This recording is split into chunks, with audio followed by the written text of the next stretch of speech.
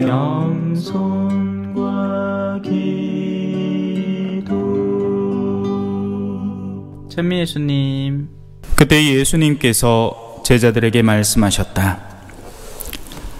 누구든지 나를 사랑하면 내 말을 지킬 것이다. 그러면 내 아버지께서 그를 사랑하시고 우리가 그에게 가서 그와 함께 살 것이다. 그러나 나를 사랑하지 않는 사람은 내 말을 지키지 않는다. 너희가 듣는 말은 내 말이 아니라 나를 보내신 아버지의 말씀이다. 나는 너희와 함께 있는 동안에 이것들을 이야기하였다. 보호자, 곧 아버지께서 내 이름으로 보내실 성령께서 너희에게 모든 것을 가르치시고 내가 너희에게 말한 모든 것을 기억하게 해 주실 것이다. 나는 너희에게 평화를 남기고 간다. 내 평화를 너희에게 준다.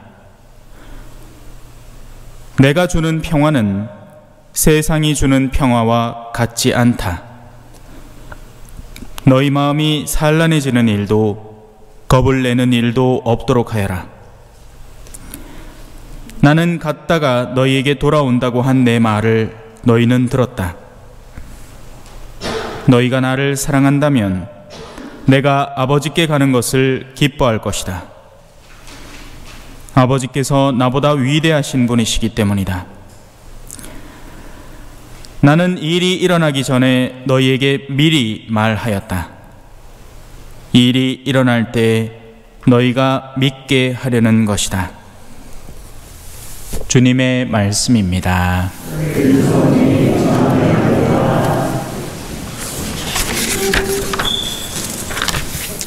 찬미 예수님.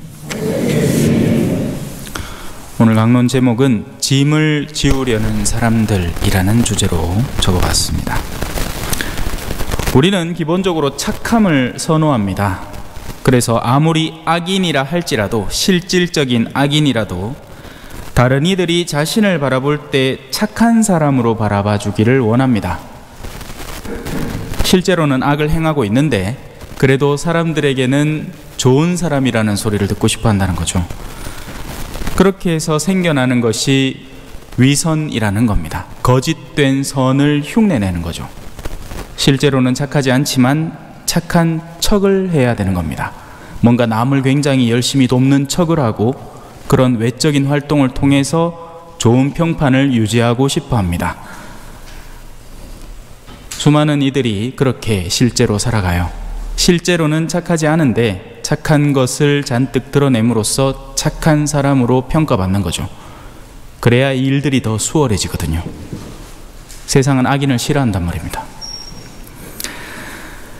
악인이라는 것은 기본적으로 아이러니컬하지만 역설적이게도 악을 즐기는 사람입니다.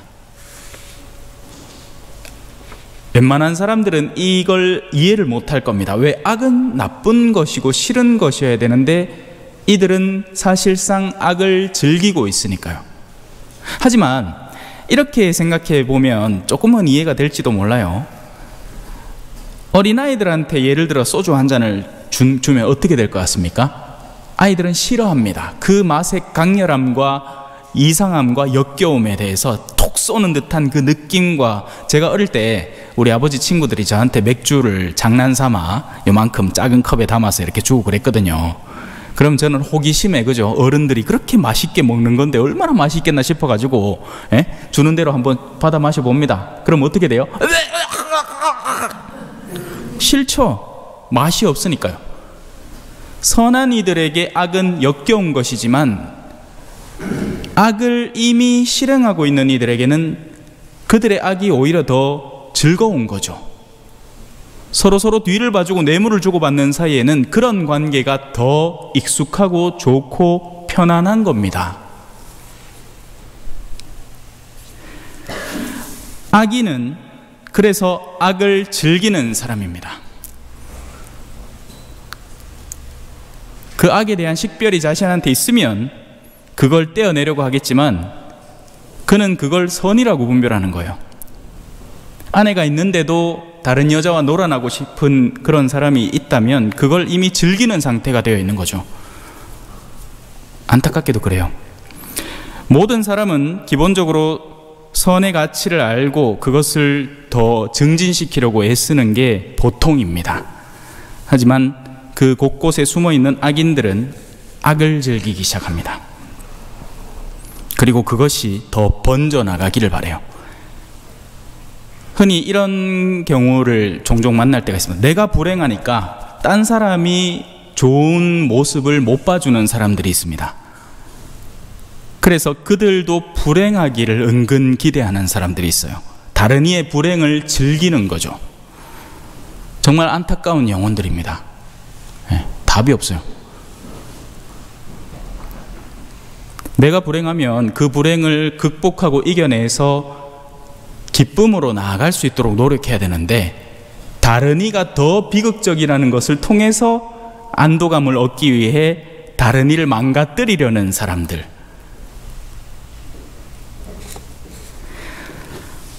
이런 악을 구체적으로 실행하는 데에는 다양한 방식과 심도가 존재를 합니다. 깊이가 다르다는 거예요. 그냥 가벼운 단계의 어둠이 있는가 하면 굉장히 깊은 단계의 어둠이 있죠. 다른 이에게 파괴적으로 악을 전하는 사람이 있는가 하면 험담이나 뒷담화를 통해서 은근하게 악을 전파하는 사람도 있습니다.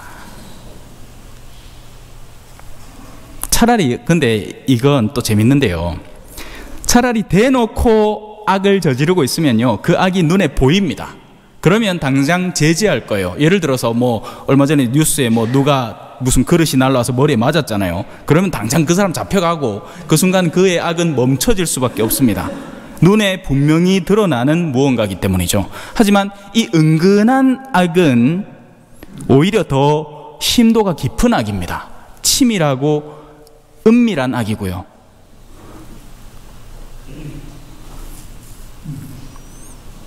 또한 가벼운 농담을 반복적으로 하면서, 그러니까 상대를 막 깎아내리는 농담을 몇 번씩 하면서 그 상대가 결국 참다 화를 내면 에이 농담인 것 같고 왜 그러노, 이렇게 계속적으로 그를 얽어 누르고, 그걸 흔히 이제 요즘 유행하는 말로 가스라이팅이라고 하는 거죠. 예. 상대를 조종하는 겁니다. 예. 막 은근히 계속 압박해서 괴롭히다가 터질 때쯤 상을 하나 줘서 풀어주고, 이 사람 미치는 거예요, 이게. 예. 가스라이팅이라는 그런 거예요. 결국 그의 통제권을 온전히 손에 쥐는 겁니다. 또 반대로 자신의 주장이 이루어지지 않을 때는 즉각적인 물리적인 폭력을 쓰는 사람도 있습니다. 그게 다양한 방식과 심도의 악인 거죠. 예. 그리고 여러분, 지대로 된 악은 어쩔 때는 도리어 선으로 역으로 보이기도 합니다. 사탄은 빛의 천사를 가장하는 것을 즐겨하거든요. 그래서 올바른 식별력을 가지지 않으면 그게 쉽게 구분이 되지 않습니다. 자, 오늘 제1독서에 나오는 이들 가운데 이런 이들이 등장을 합니다. 1독서의 말을 그대로 빌자면, 우리 가운데 몇 사람이 우리에게서 지시를 받지도 않고 여러분에게 가서 여러 가지 말로 여러분을 놀라게 하고 정신을 어지럽게 하였다는 말을 들었습니다. 사도행전에 등장하는 이런 이들의 특징은 바로 제가 제목에 달아놓았듯이 자기는 손가락 하나도 까딱하지 않으면서 다른 이들에게 무거운 짐을 지우는 이들입니다.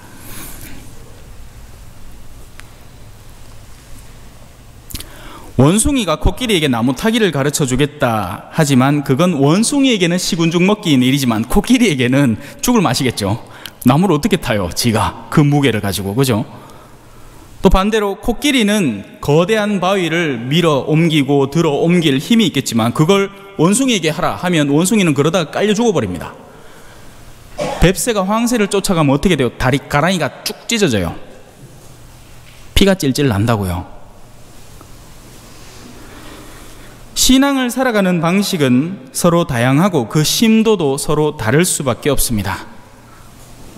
누군가는 이제 성모일도를 자유자재로 자기가 마음껏 찾아서 볼 수 있고 몇 페이지에 어디서부터 시작해서 어떤 기도를 그 다음에는 어떤 수순으로 바치는지 빠삭하게 아는 사람이 있는가 하면 이제 겨우 성호경 바치는 사람도 있는 거예요. 나에게는 이미 익숙한 어떤 특정한 신앙적 요소라 할지라도 다른 누군가에게는 굉장히 무거운 부담감으로 다가올 수도 있는 거죠.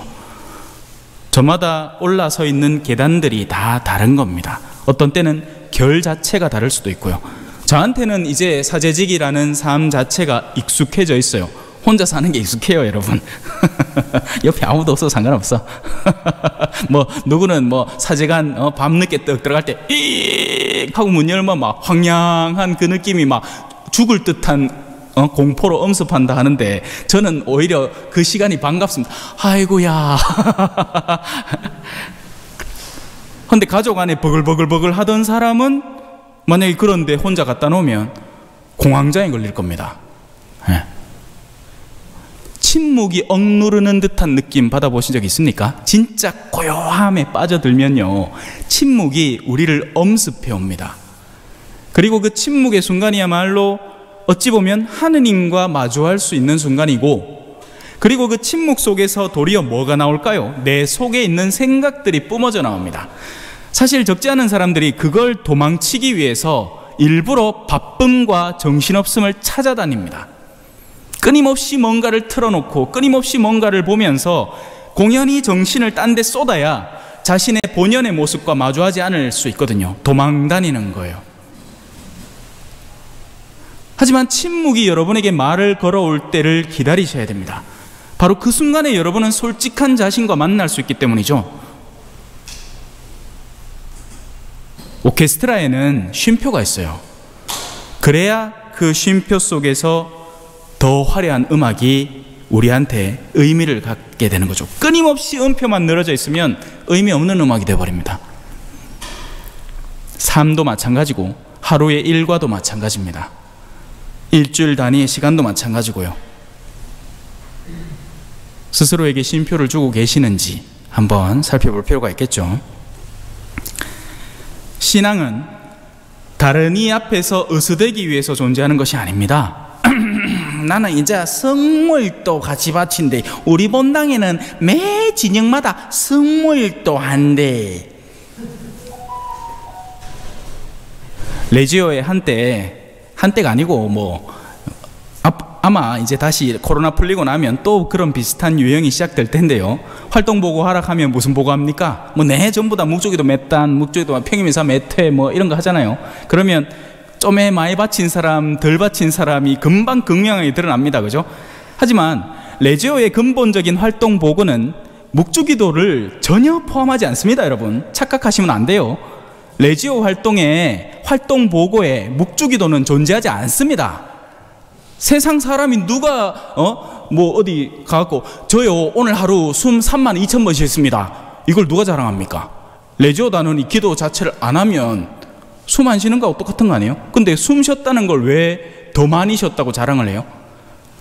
그래서 활동 보고는요, 실질적인 활동을 해야 되는 거예요. 선교 활동, 병자 방문, 뭐 누군가를 뭐 차량 봉사, 이런 것들은 가능한 일이죠. 하지만 오늘날 레지오는 그냥 돌고 도는 쳇바퀴 같은 느낌이에요. 그리고 그런 것들은 쌓이기 때문에 묵주기도를 5단 바치는 사람하고 20단 바치는 사람은 명확하게 차이가 드러나기 때문에 그걸로 우쭐댈 수 있게 됩니다. 성경 쓰기를 몇 번 했는지, 통독을 몇 번 했는지 자랑할 게 아니에요. 신앙은 자랑하는 게 아닙니다. 오히려 벼는 익으면 어떻게 된다죠? 고개를 숙인다죠. 신앙도 마찬가지입니다. 신앙에 진실하게 들어가는 사람은 십자가의 가치를 알고 오히려 더 겸손해지고 헌신적으로 바뀌게 돼요. 도대체 뭘 자랑하겠다는 겁니까? 신앙 안에서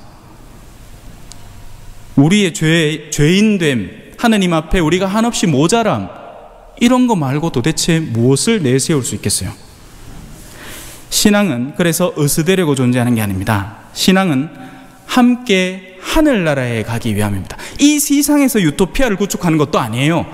지금껏 수많은 사람들이 자신이 구상하는 최고의 유토피아의 상황을 완성하기 위해서 애를 쓰고, 수많은 정치인들은 그것을 위해서 이게 더 나은 삶입니다, 이게 더 나은 삶입니다. 하지만 계속 그 결과물은 어때요? 서로 싸우기만 하죠.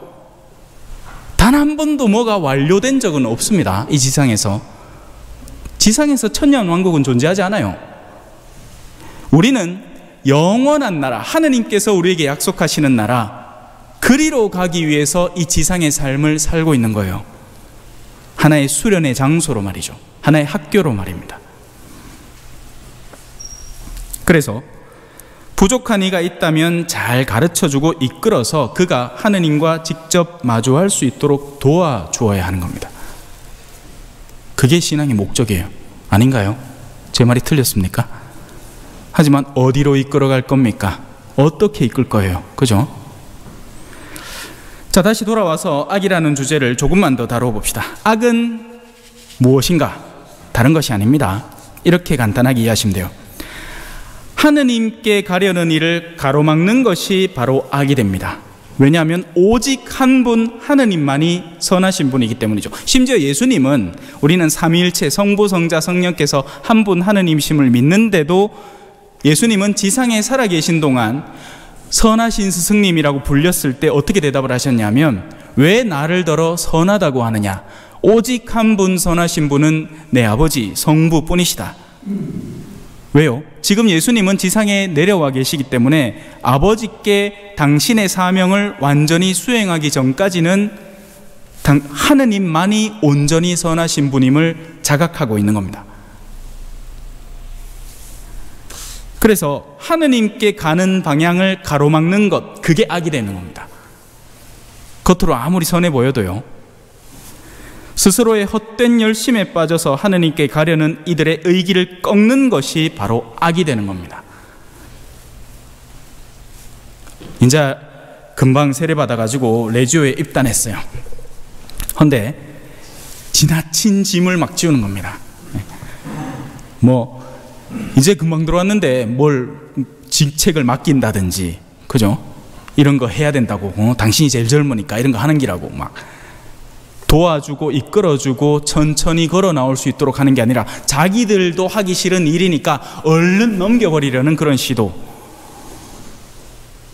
그러다 보면 레지오 활동을 한다면서 그의 하느님께 나아가는 방향을 가로막는 일이 되는 거죠. 레지오를 하는 게 아니고 다른 단체들도 똑같아요. 예. 그냥 이제 우리가 가장 보편적으로 하는 활동 중에 하나니까 그걸 얘기하는 거죠. 그리고 악인은 제가 초창기에 강론의 초반부에 설명했듯이 그런 악을 자행하면서도 상대가 힘들어하고 괴로워하는 모습을 보면서 은근히 즐기는 이들입니다. 군대 가면 그런 사람들이 생기잖아요. 후임병들 들어오면 괜히 막 괴롭히고, 밤에 자 손 들어라, 손가락 들어라, 자 우리 중에 누가 제일 후임 갈굴 것 같노, 뭐 이런 거 있잖아요. 그런 걸 하면서 즐기는 겁니다. 그가 힘들어하고 괴로워하는 모습, 덜덜덜덜 떨면서 누구를 가르쳐야 되나, 상대가 괴로워하는 걸 즐기는 사람으로 바뀌어 있는 겁니다. 무서운 거죠. 이건 무서운 겁니다. 특히나 이 신앙의 범주, 아까 제가 군대를 얘기했었고, 얼마 전에 넷플릭스 드라마의 DP라든지 이런 데에서는 그게 어둠이라는 것을 분명히 드라마상으로도 표현해내지만, 이게 신앙의 범주로 들어오면, 특히나 종교적인 영역에는 헛된 열성이 도리어 선으로 포장되는 경우가 있습니다. 뭔가를 잔뜩 쌓아놨다, 신앙적 스펙을 많이 쌓았다, 그러면 이 사람은 자동적으로 맞나, 꾸르실로도 갔다 왔나, 뭐도 했나, 성경도 몇 번 읽었나, 이러면 자동으로 선인으로 분류되어 버립니다. 그런데 정작 그 사람 곁에서 생활하는 이들은 그가 막 우격다짐으로 밀어붙이는 그 신앙적 무게감에 짓눌려 살아가는 거예요. 그리고 그 열심하다는 사람이 오히려 공동체 분열을 조장하는 경우도 많습니다. 안다는 거죠. 내가 이 동네 으뜸이라고 생각하는 겁니다. 성령께 열려서 정말 우리 공동체에 어떤 것이 필요한가를 함께 고민하지 않고 내가 지금까지 살아봐온 결과 이렇다라는 것을 강인하게 주장하고 있는 사람들이 도리어 공동체 분열을 조장하고 있는 거죠. 오늘 복음의 예수님의 말씀에 귀를 한번 기울여 봅시다. 나는 너희에게 평화를 남기고 간다. 내 평화를, 예수님이 가지고 계신 그 내면의 평화, 십자가를 지면서도 주님, 저들을 용서해 주십시오. 저들은 자기들이 하는 짓을 모릅니다. 사람들의 침뱉음과 모욕과 매맞음을 당하면서도 내면에 굳게 간직했던 그 평화, 내가 주는 평화는 세상이 주는 평화 같지 않다. 세상이 주려는 평화는 이런 거예요. 돈 많이 버세요. 그러면 안락해집니다. 지금 고민하는 문제가 있나요? 그게 해소되는 순간이 여러분들이 안락할 순간일 겁니다. 거짓말이에요. 왜냐하면 문제는 이게 해결되면 저게 다가올 거거든요. 자식을 고민거리로 삼고 있던 사람은 이제 자식 문제가 좀 해결되나 싶으면 불쑥 자기에게 다가오는 어떤 육체적인 괴로움의 문제가 새롭게 시작될 겁니다. 이 세상이 주려는 평화에 속아 넘어가지 마시라고요. 세상은 우리에게 평화를 줄 수 없어요. 결국 죽음이 우리를 기다리고 있지 않습니까? 그래서 예수님은 마지막으로 이렇게 말씀하십니다. 너희 마음이 산란해지는 일도 겁을 내는 일도 없도록 하여라. 아멘. 찬미 예수님, 겸손과 기도.